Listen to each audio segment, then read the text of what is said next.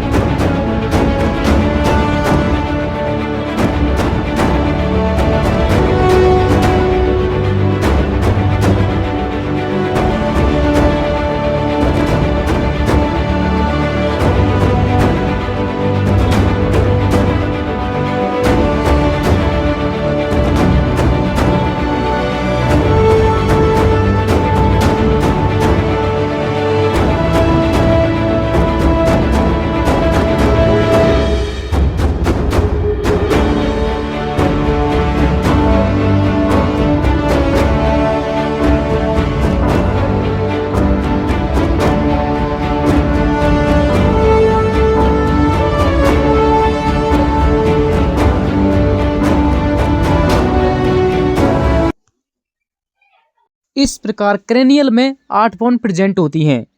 Cranial bones के बाद आती हैं फेशियल बोन, जो संख्या में 14 होती हैं।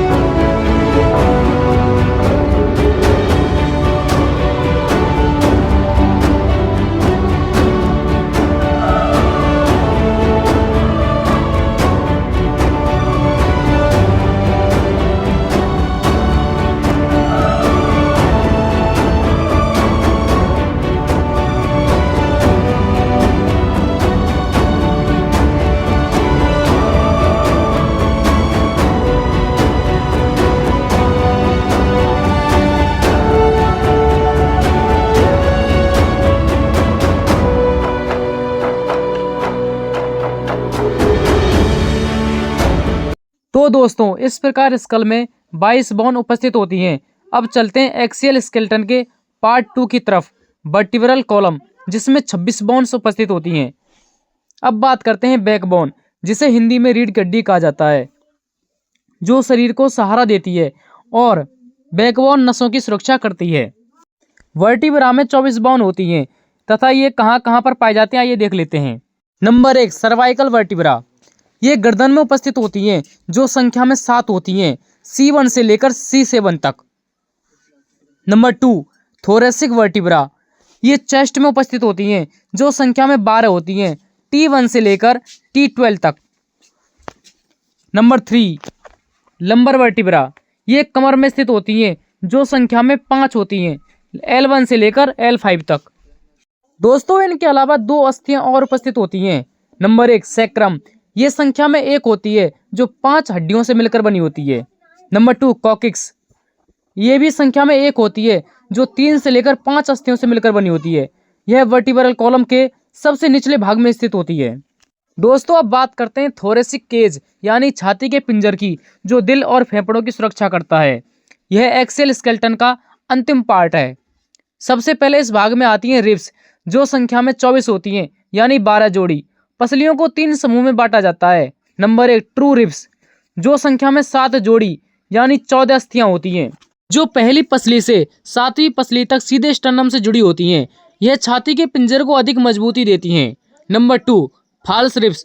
यह संख्या में 3 जोड़ी यानी 6 अस्थियां होती हैं। पसली 8 से लेकर पसली 10 तक झूठी रिब्स होती हैं, जो स्टर्नम से जुड़ी नहीं होती हैं, बल्कि रिब्स 7 की कार्टिलेज से जुड़कर स्टर्नम तक पहुंचती हैं। और नंबर 3, फ्लोटिंग रिब्स। ये भी संख्या में 2 जोड़ी यानी 4 अस्थियां होती हैं। रिब्स 11 और रिब्स 12 को फ्लोटिंग रिब्स कहा जाता है। ये रिब्स स्टर्नम से नहीं जुड़ी होती, केवल थोरेसिक वर्टिब्रा से जुड़ी रहती हैं। ये शरीर की पिछली ओर पाई जाती हैं और मुख्य रूप से आंतरिक अंगों की सुरक्षा करती हैं। इसी पार्ट में एक अस्थि और पाई जाती है, जिसका नाम है स्टर्नम, जो छाती के मध्य भाग में स्थित होती है और स्टर्नम रिब्स तथा क्लेविकल से जुड़ती है। दोस्तों, इन सभी अस्थियों के अलावा एक्सेल स्केलेटन में 7 अस्थियां और प्रेजेंट होती हैं, जिनके नाम नीचे दिए गए हैं।